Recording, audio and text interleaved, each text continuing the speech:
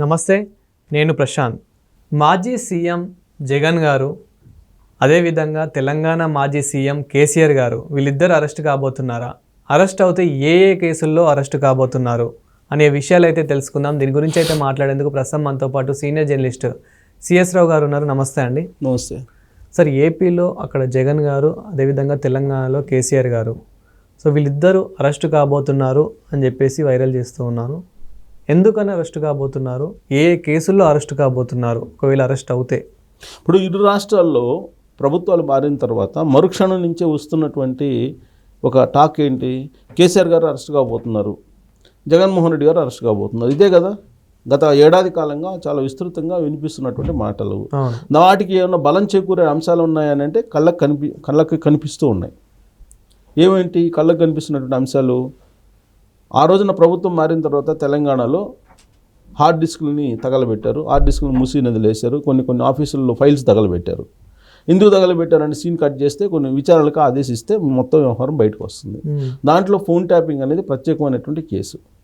అది telegraphic act కింద కనుక కేసు బుక్ అయితే దాదాపుగా మళ్ళీ బయటకు వచ్చేటువంటి ప్రసక్తే ఉండదు, అంత సీరియస్ కేసు అవుతుంది అది. సో ఫోన్ ట్యాపింగ్ కేసు అనేది నలుగురు ఐదుగురిని ఫోన్ను ట్యాప్ చేస్తే ఏమవుతుంది అని చెప్పి కేటీఆర్ గారు అన్నారు. అంటే ట్యాప్ చేసినట్టు పరోక్షంగా ఆయన ఒప్పుకున్నారు. ఈ ఫోన్ ట్యాప్ కేసుకు సంబంధించి విచారణ దాదాపుగా ఫైల్కి వచ్చింది. ఇప్పుడు ప్రభాకర్ రావు గారు వస్తే చాలు, ఇంకేం అవసరం. ఆల్రెడీ శ్రవణ్ వచ్చాడు, శ్రవణ్ వచ్చేసి ఆల్రెడీ వాంగ్మూలం ఇచ్చాడు, అప్రూవ్గా మారారని కొంచెం అంటున్నారు. ఇంకో కేసులో కూడా ఇరుక్కున్నాడు ఆయన, దందా కేసులో. సో ఇప్పుడు రావాల్సింది ఎవరికైనా ఓ ప్రభాకర్ రావు గారు రావాలి. ప్రభాకర్ రావు గారు వస్తే కనుక ఈ కేసు సెటిల్ అవుతుంది. ఇమీడియట్గా కేసీఆర్ గారిని అరెస్ట్ చేస్తారు. అరెస్ట్ చేయడానికి అదొకటి మార్గం. అందుకే లుకౌట్ నోటీసులు ప్రకటించారు, రెడ్ కార్నర్ నోటీసులు ప్రకటించారు. విదేశాంగ శాఖకు సంబంధించినటువంటి ఆఫీసర్స్ని, విదేశాంగ శాఖను అప్రోచ్ అయింది తెలంగాణ గవర్నమెంట్, ప్రభాకర్ రావుని ఇండియాకి తీసుకురావాలని చెప్పి. ప్రభాకర్ రావు అక్కడ రాజకీయ శరణార్థిగా నన్ను గుర్తించండి అని చెప్పేసి అమెరికాలో ఉండే ప్రభుత్వాన్ని కోరుకుంటున్నారు. కానీ ట్రంప్ వచ్చిన తర్వాత రాజకీయ శరణార్థిగా ఆ ప్రభుత్వాలు తీసుకోవట్లేదు. ఒకవేళ రాజకీయ శరణార్థిగా తీసుకుంటే గ్రీన్ కార్డు ఇవ్వాల్సి వస్తుంది. గ్రీన్ కార్డు ఇస్తే అమెరికా పౌరుడు అవుతారు. అమెరికా పౌరుడు అయితే ఇండియాకి తీసుకొచ్చి విచారించే అవకాశం ఉండదు. అందుకని ఇవన్నీ కూడా ఒకదాని మీద ఒకటి జటిలంగా మారింది. ఆయన పోయి అమెరికాలో కూర్చున్నాడు. ఇప్పుడు అమెరికా నుంచి అతను వచ్చేటువంటి ప్రయత్నం ఇప్పుడు తెలంగాణ ప్రభుత్వం చేస్తుంది, ఇప్పుడు ఉన్నటువంటి ప్రభుత్వం చేస్తుంది. సో ఇటీవల కాలంలో అమెరికా వెళ్తారని చెప్పేసి కేసీఆర్ గారు ఒక ఫామ్ హౌస్ నుంచి వచ్చినటువంటి న్యూస్. మరి ఆయన ఎందుకు వెళ్తున్నారు అమెరికా అని అంటే మనవుడి కాన్వకేషన్కి అంటున్నారు. సీన్ కట్ చేస్తే మనవుడి కాన్వకేషన్కి వెళ్తారా లేదనేది డౌట్. కవిత గారు అయితే ఆవిడకి సంబంధించిన కుమారుడు కాన్వకేషన్కి అయితే వెళ్ళినట్టు నిన్న మొన్న నేను చూశాను, ఫోటోలు చూశాను. మరి ఆవిడ అక్కడికి వెళ్ళారు. అక్కడికి వెళ్ళడానికి ముందు లేఖ రిలీజ్ అయింది. ఇప్పుడు కేసీఆర్ గారు యుఎస్ అంటున్నారు. యుఎస్ వెళ్ళి ఎక్కడ ఉంటారు ఆయన? ఒకనొక సమయంలో అయితే కేసీఆర్ గారు అసలు ఎక్కడుంటారు ఏంటి అనేది కూడా ఒక న్యూస్ బయటకు వచ్చింది. ఇది చిన్ననాటి ఒక స్నేహితురాలు ఉన్నారు, ఆవిడ అక్కడ మంచి పొజిషన్లో ఉన్నారు.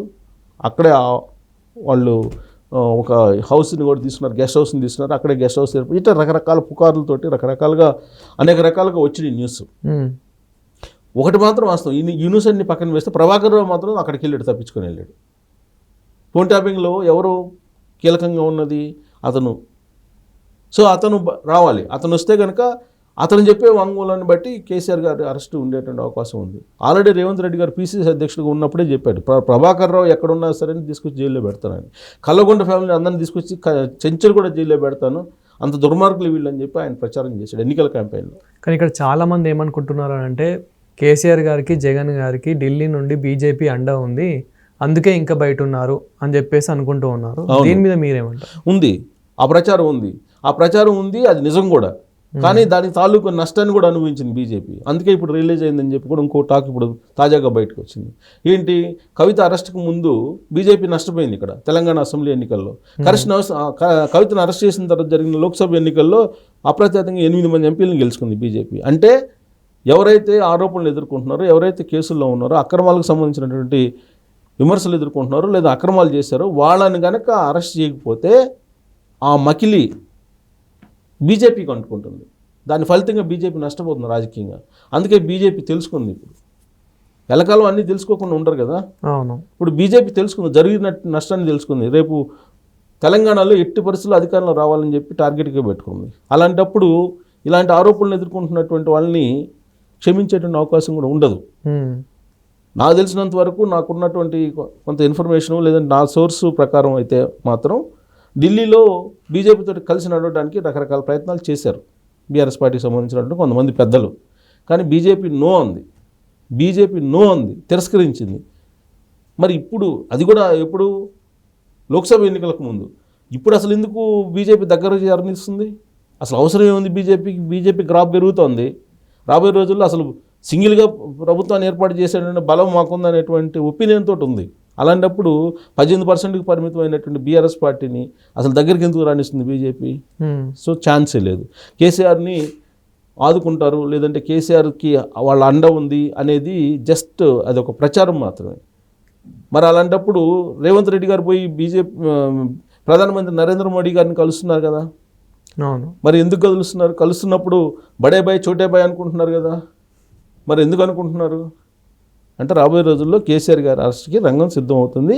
బీజేపీ పెద్దలు ఈసారి కాపాడాలని చెప్పి అనుకోవడానికి అవకాశం లేదు. రాజకీయ పార్టీలు ఎప్పుడైనా రాజకీయ లబ్ధి చూసుకుంటాయి, ఇంకా తనమన్నా ఉండదు. రాజకీయంగా లబ్ధి పొందుతామనుకున్నప్పుడు ఎవరినైనా లోపల పంపించమంటుంది, జైల్లో పంపించమంటుంది. సేమ్ అదే జరిగింది కవిత విషయంలో.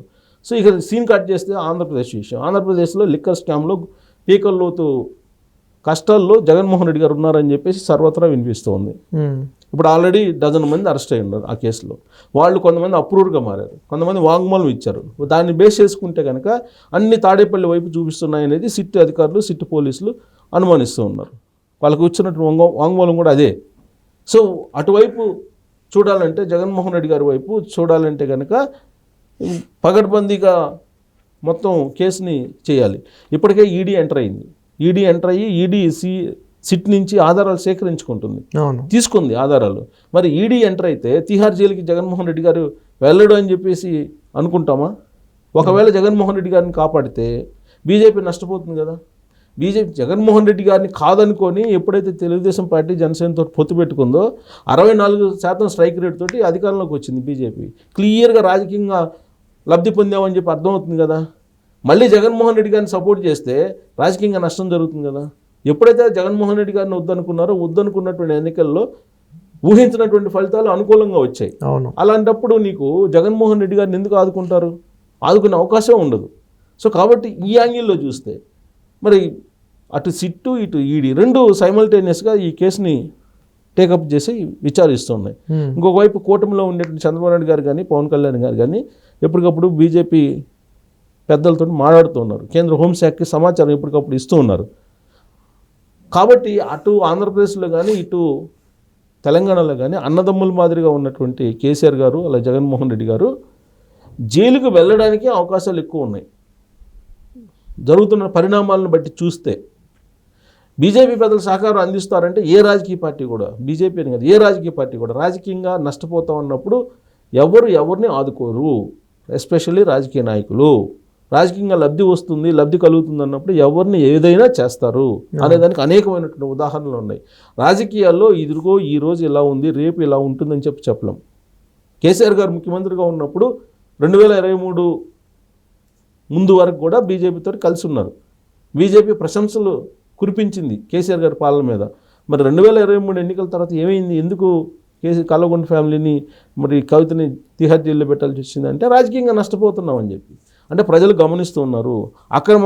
అక్రమార్కులకి అవినీతి పరులకి ఏమాత్రం నీడనిచ్చినా కానీ నష్టపోతామని చెప్పి బీజేపీ గ్రహించింది. బీజేపీ కాదు, ఏ పార్టీ అయినా గ్రహిస్తుంది. సో అలాంటప్పుడు ఆ ఛాన్స్ కూడా ఉండకపోవచ్చు.